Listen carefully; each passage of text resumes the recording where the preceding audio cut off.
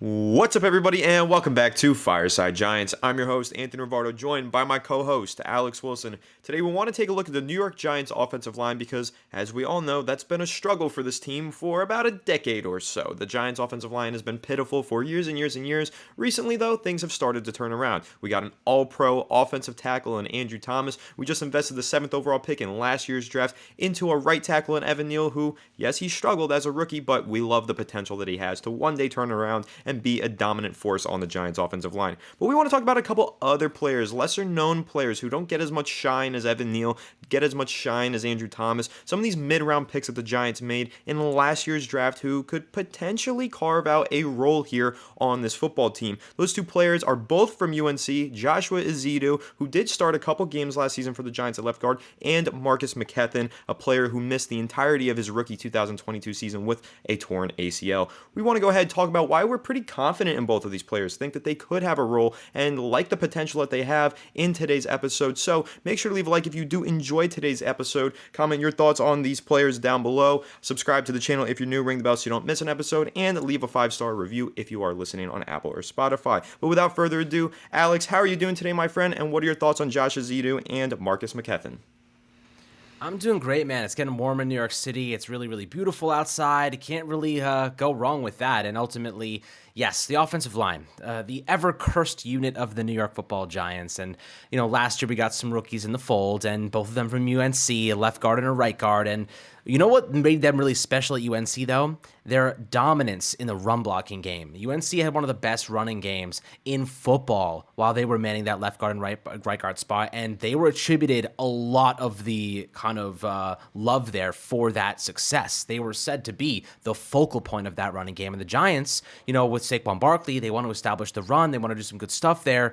Why not go and get some guys that at the very least can help you, establish a formidable front five in the running game and then kind of develop their pass blocking attributes. Now, of course, you mentioned Marcus McKethan had a season-ending ACL injury, and the funny part is his entire 3-year career at college, he missed just one game. And of course, the second he steps up onto that MetLife turf, there goes his ACL, and it's just ridiculous how many players lost their knees last year because of it. The Giants just actually finished the new turf at MetLife Stadium, so hopefully the multi-layered turf will have a little bit more give, allow the cleats not to be stuck in it, not allow that kind of impact, and it absorbs a little bit more of that blow so the knees and the ligaments there aren't strained so much, and hopefully that produces less knee injuries. That's what at least we're hoping for, and obviously the Giants were listening when everyone was telling them, you got to change the turf, guys. It's resulting a lot of injuries.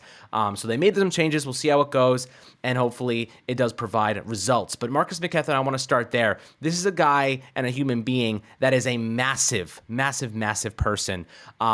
North Carolina offensive coordinator Phil Longo said specifically this is one big human being. I don't know where they have him measured at height and weight. At least this was last year during the draft class. But he's going to be one of the bigger guys playing this position. He's hard to move. When he wants to be physical and he uses his hands and it's his intention to be dominant and move you, you're going to get moved. He's that kind of strength and power. So when you're looking at Marcus McKethan, is he going to be an immediate pass blocking dominant player? Probably not, but he's going to be a physical guy in the run game that can move you at the line of scrimmage. He can move you a yard back, and that gives you a lot of room to work with in terms of opening up opportunities for running lanes and Saquon Barkley and taking that there. And Dane Brugler of The Athletic specifically said McKethan is a wide, burly blocker with bear claw hands and the strength at contact to be a people mover in the run game, but he will fall off blocks and lose connection because of below average contact balance. He jars rushers at contact when he properly times his initial punch, but he is heavy in his shuffle, and his recovery quickness will be challenged by NFL athletes. Overall, McKethan looks straight out of central casting with his frame, length, and power, but the key to him locking down the NFL roster spot will be developing his reactive athleticism. So ultimately, big boy, he's burly, the bear claws, he's strong, but needs a little bit more athleticism, needs a little more of that lateral agility and quickness, which is something that you can gain. You have NFL level trainers, you have of experience under his belt. He just needs time. I am bullish as a late round flyer on Marcus McKethan to maybe he's not going to develop into a starter, but maybe he doesn't have to right now. Maybe he's sitting behind Mark Lewinsky for a year and develops his game and bounces back from the ACL injury and assumes that starting role if he looks good and he gets some action every now and then. So I do want to see Marcus McKethan get some playing time in 2023. I'm bullish on him as a piece. Look, if people are going to come out and still be bullish on Shane Lemieux, for God's sakes, we should definitely be bullish on Marcus McKethan. I mean, for goodness sake, Shane Lemieux is probably the least reliable player on this roster. So I definitely want to give Marcus an opportunity to bounce back from the injury and showcase what he can do. Big dude. He's going to dominate in the run game at the very least, and hopefully he can develop some of those pass blocking traits that make guards really solid. But it's going to come down to his athleticism, being a little bit more reactionary, being a little bit more agile, and his lateral quickness. But, is there anything that you've noticed in Marcus McKethan that you'd like to see him expand upon, ways that he can kind of make an impact here, and how can he make an impact in 2023?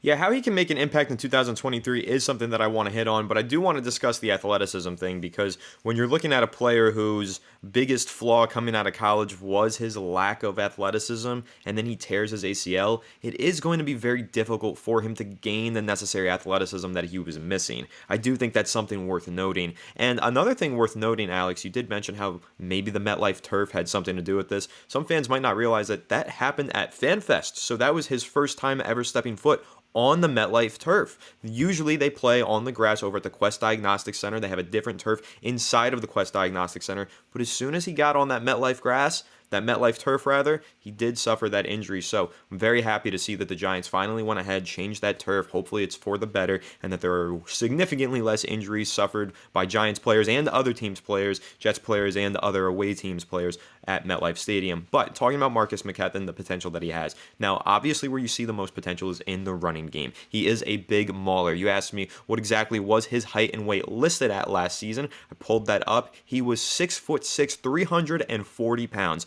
Now, if you don't realize that is massive for an interior offensive lineman, that is the size of an offensive tackle. So you ask me, what's his role going to be? Well, I actually think he probably can play some tackle. I think that Marcus McKethan, no, he's not going to take Andrew Thomas's spot. No, he's not going to take Evan Neal's spot. He's going to be one of those backup players that can plug in anywhere on the offensive line if he needs to. So, God forbid, we have an injury at one of those tackle positions. Marcus McKethan will be in the running to take over that role as the backup and fill in for a few games. Or if there's an injury at one of the guard spots, he can do that as well. He played a lot of guard, but he also did play tackle at UNC. He has the versatility to move around on the offensive line, and that's super important. That's something that Joe Schoen extremely values. He puts a lot of value on the ability to move around the offensive line and be versatile. Marcus McKethan can do that. So what's his role going to be in 2023? Well, I do think that he can fit in as that backup player who can kind of just line up anywhere on the offensive line if there are any injuries, but I also think that he has enough power in the running game to make a solid impact as your swing tackle.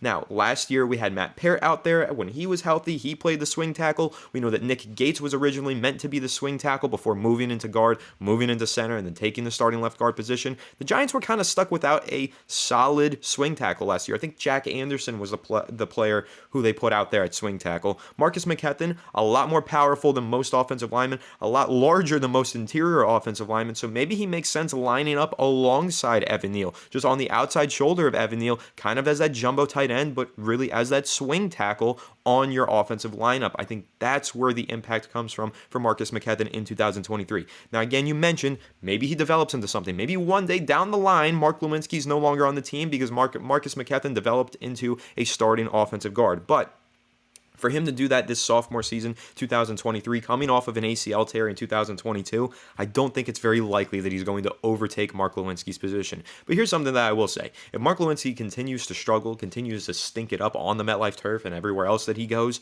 then I think that you kind of have to consider maybe looking at Marcus McKethan. Can he move into right guard? If it gets to that point with Mark Lewinsky and he doesn't play well, do you send him to the bench for a few games or maybe do the rotation, right? The Giants had that rotation going at left guard last year. They had Ben Bredesen going in for a series, then Nick Gates, then Bredesen, then Gates. They had them rotate.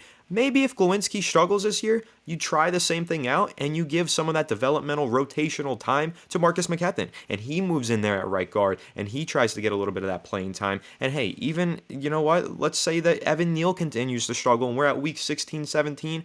you might as well just throw a little bit of rotation in there for Marcus McKethan as well, potentially. But again, what's his impact in 2023? I think he can be the team's starting swing tackle. I know that's not a starting position, but I do think that he can be the team's swing tackle this upcoming season just because of how much power he provides in the running game and how he really is an interior offensive lineman playing in a tackle's body. But let's move on to Joshua Ezeudu. He had some playing time last year. I thought at times he looked pretty good. Again, as you mentioned, a great run blocker, but he did struggle with injury. I believe he was dealing with a neck injury for most of the season. Definitely hampered his play. He definitely didn't reach his potential last season, and he probably won't this year either, entering his second year. It's going to take him some time. Joshua Ezeudu was a third-round pick for the Giants last year. He needs to develop, but I do think there is potential for this player to develop into a starter. Now, again, I'm bullish on both of these players. I like Marcus McKethan, but his ability to develop into a starter, I think, is definitely hampered by a rookie season injury, and also he was a fifth-round pick, not the same level of prospect that Joshua Ezeudu is.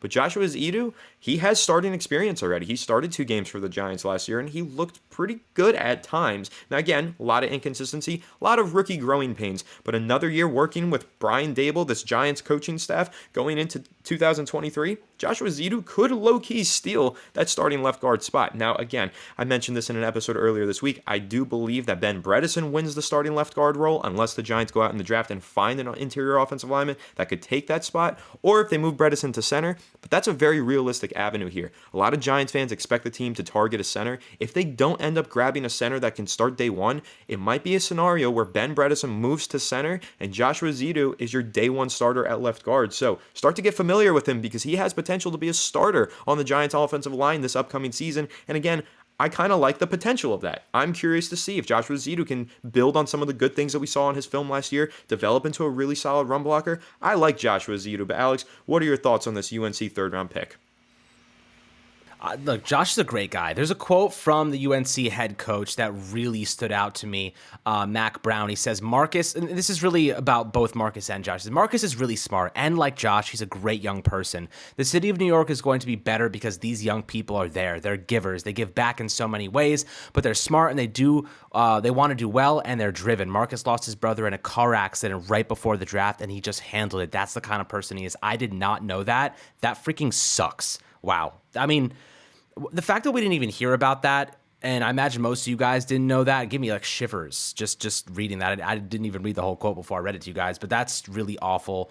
Obviously sending condolences to him and his family. But, Marcus McKethan and Josh and, everything that they bring to this New York Giants team, you're seeing the character, the intangibles, and that Brian Dable and Joe Shane are bringing in good culture guys. All of these guys serve a purpose because if they're not playing, they're helping in some way behind the scenes. And that's a really special thing for this Giants squad. And look, Marcus McKethan coming off the death of his brother and then tearing his ACL, talk about mental fortitude. I am rooting for this guy. I want this guy to take a big step forward. I want this guy to come kick ass. He's driven. He wants this now. He's got something to fight for. And I really hope he takes advantage of it. And I think he will, because that would just be an awesome story. Another Nick Gates story, just bouncing back from adversity and making the most of a really big opportunity. I would love to see that. But Josh Ezeudu, as you mentioned, really nice feet and hands. He has quick feet, really good hands. The question is, had some balance issues. Run game, he's dominant. We saw that last year. He was really, really, really solid in the run game. Now, he did play 290 total offensive snaps. He played all of them at left guard. He gave up 3 sacks and 15 total pressure. So obviously not exactly what you want to see, but he had some good pass blocking games. His best game probably came against maybe Carolina, pass blocking at a 72.5 overall grade, gave up 1 pressure over 17 snaps. There's not much of a sample size. His best overall game probably came against Jacksonville. Played 60 total snaps in that game, gave up 2 total pressures, but then really got beat up against Seattle. He gave up 6 pressures and a sack. So, there's going to be games where you have, to get your legs under you. You're a rookie after all. He had 69 total snaps. That was the most he ever had in a game in his rookie season against the Houston Texans, and he had pretty good grades. Only gave up 1 pressure. So there have been times where Josh Ezeudu has actually stepped up and made some nice plays. Now, he had that long-term neck injury, they called it. I don't know where he's at with that, but that's certainly unfortunate. You don't want to see these guys going down so early. A lot of our offensive linemen have had these types of issues: neck, ankle, knee, whatever it might be. Toe issue if you're Shane Lemieux. I don't know. So it's kind of unfortunate for some of these guys, but Josh Ezeudu, I'm bullish on him as well. I love his profile. I love his frame. I love how quick his feet are. I love how quick his hands are. He's just got to become a little bit more well-rounded. And ultimately, that just starts with being healthy, and it starts with being on the field, and it starts with being consistent, because that's what it really comes down to in the NFL, and any sport for that matter. You look at baseball, you look at any sport, hockey, you look at basketball. The more reps, the more shots, the more opportunities you get, the more you can correct your weaknesses, the more you can fix your liabilities and turn them into strengths. So the best way for these guys to get better, the best way for these guys to become legitimate contributors is to be healthy, stay ready, and take advantage of opportunities at the end of the day. That's 1000% right. I mean, the way that some of these players fight through adversity is enough for them to earn a spot on the roster. You know, we've seen that time and time again. You mentioned Nick Gates at some point while you were speaking, and that's the prime example of that. That man fought through everything. And look at how he got paid by the Washington Commanders. I mean, listen, Nick Gates was a good player for the Giants, wasn't a great player, but he came back from the absolute worst case scenario. Almost lost his leg, almost had to retire from the NFL, almost a career-ending injury. Comes back, starts for the Giants this past season, and earns himself a big payday from Washington. And listen, sucks to see him go to Washington, but so happy to see Nick Gates get the bag, because nobody deserves it more than him. He fought through everything. And what you're mentioning there, Alex, is that the Giants have a few young offensive linemen who fought through some adversity, made their way this far. Let's see if they can go even further, right? They didn't come this far just to come this far. They got to go further. So I'm excited to see what Joshua Ezeudu's impact can be this upcoming season. And again, I am bullish on him. I do think there's an opportunity here for him to steal that starting job. Again, the Giants are going to be looking at interior offensive linemen in this draft class.